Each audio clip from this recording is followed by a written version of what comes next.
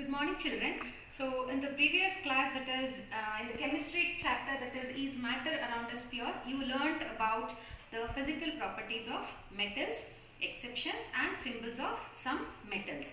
So, today let us learn more about the physical properties of non-metals, examples for non-metals as well as their symbols and metalloids.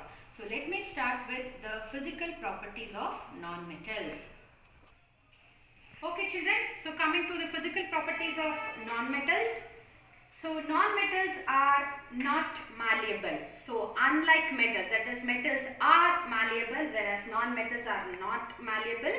That means they cannot be drawn into thin sheets, because when you try to do that, because they are soft and brittle, they break into pieces. So next, they are not ductile, that means they cannot be drawn into thin wires. Then they are not strong, they are brittle, that is when you try to break it, it breaks into pieces, that is they break into pieces. Then they are non-lustrous, so most of the non-metals, that is all the non-metals are non-lustrous, that means they don't have the shiny appearance or the shiny surface, but there is exception for a non-metal which has a shiny appearance or shiny surface, that is nothing but diamond. So children, diamond is actually a form of carbon. Carbon is a non-metal. So diamond is made up of only carbon atoms. That is, it is a form of carbon. So therefore, diamond can be represented can be considered as a non-metal, and you can represent diamond with that of carbon, nothing but C. So diamond is a form of carbon. Carbon is a non-metal, so therefore diamond is considered as a non-metal. So almost all the metals are non-lustrous, that is they don't have the shiny appearance except for one, that is diamond, which is a non-metal. So even iodine is also lustrous in nature. Then they are non-sonorous, that is when hit with a strong object they don't produce any ringing sound. That means non-metals are non-sonorous. Then they are not strong, okay, like metals are strong but non-metals are not strong. Again you have exception here, that is diamond, which is the hardest substance known on the earth. Next, all the non-metals will have low tensile strength, that is they can't bear heavy weights.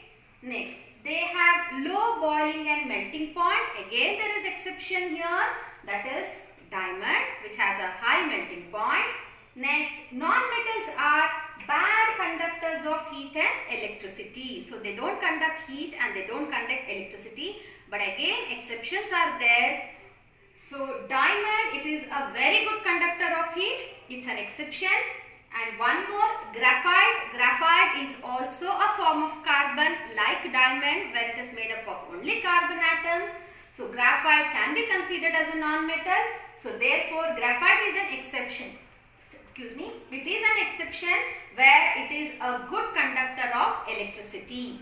So usually non-metals are bad conductors of heat and electricity, but exception is diamond, which is a good conductor of heat, and graphite is a good conductor of electricity.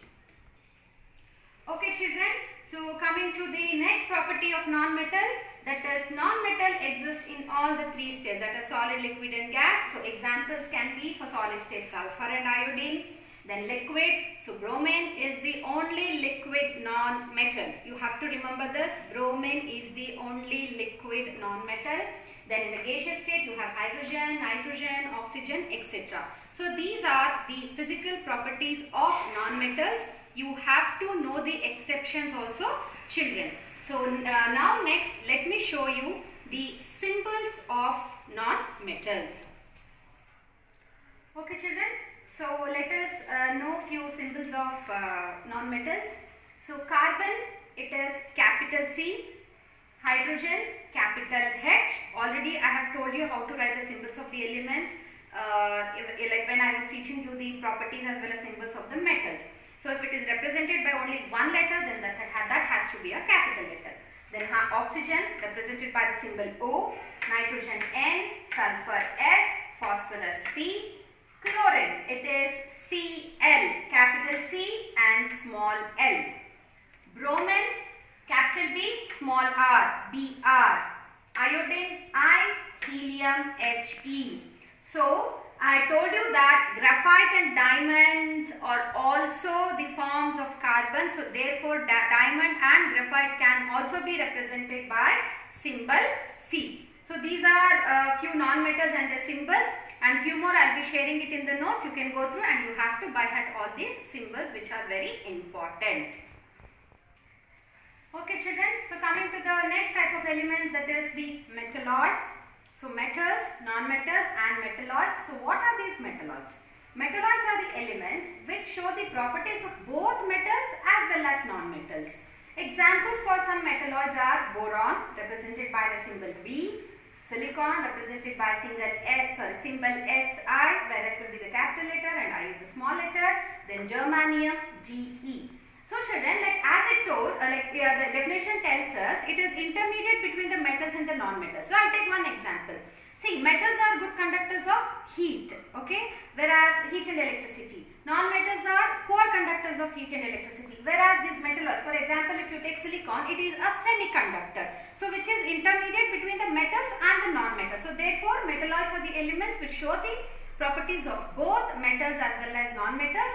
So you should know the definition for the metalloids as well as examples for metalloids. So next I will be starting with one more pure substance, that is the compound.